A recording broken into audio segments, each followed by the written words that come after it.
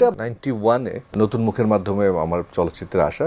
বাংলা চলচ্চিত্রের একসময় জনপ্রিয় নায়ক আমিন খান 90 ও 2000 সালের শুরুর দিকে তিনি ছিলেন ডালিউডের পরিচিত মুখ। একের পর এক ব্যবসা সফল ছবিতে অভিনয় করে দর্শকের মনে জায়গা করে নিয়েছিলেন। তবে সময়ের সঙ্গে সঙ্গে বড় পর্দা থেকে তার দূরত্ব বাড়তে থাকে, যা নিয়ে ভক্তদের মধ্যে এখনো প্রশ্ন রয়েছে কেন তিনি চলচ্চিত্রের বাইরে। সংশ্লিষ্টদের মতে এর পেছনে একাধিক কারণ রয়েছে। প্রথমত, ডালিউডের গল্প নির্মাণ ধারা বড় পরিবর্তন এসেছে। নতুন প্রজন্মের নায়ক নায়িকারা ভিন্নধর্মী গল্প, আধুনিক নির্মাণ শৈলীর কারণে পুরনো অনেক তারকায় নিজেদের জায়গা ধরে রাখতে হিমশিম খেয়েছেন। আমিন খানও সেই পরিবর্তনের সঙ্গে পুরোপুরি খাপ খাওয়াতে পারেননি বলেই অনেকেই মনে করেন। ভালো গল্প, মানসম্পন্ন চিত্রনাট্যের অভাব একটি বড় কারণ হিসেবে দেখা হয়। বেশ কয়েকটি সাক্ষাৎকারে আমিন খান নিজেই ইঙ্গিত দিয়েছেন তিনি মানসম্মত কাজ ছাড়া পর্দায় ফিরতে চান না। ফলে বেছে বেছে কাজ করতে গিয়ে অনেক সময় তাকে দীর্ঘ বিরতিতে থাকতে হয়েছে। ব্যক্তিগত জীবন, ব্যবসায়িক ব্যস্ততা তার ক্যারিয়ারে প্রভাব ফেলেছে। চলচ্চিত্রের বাইরে নিজের ব্যবসা ও পরিবারকে সময় দেওয়ার কারণে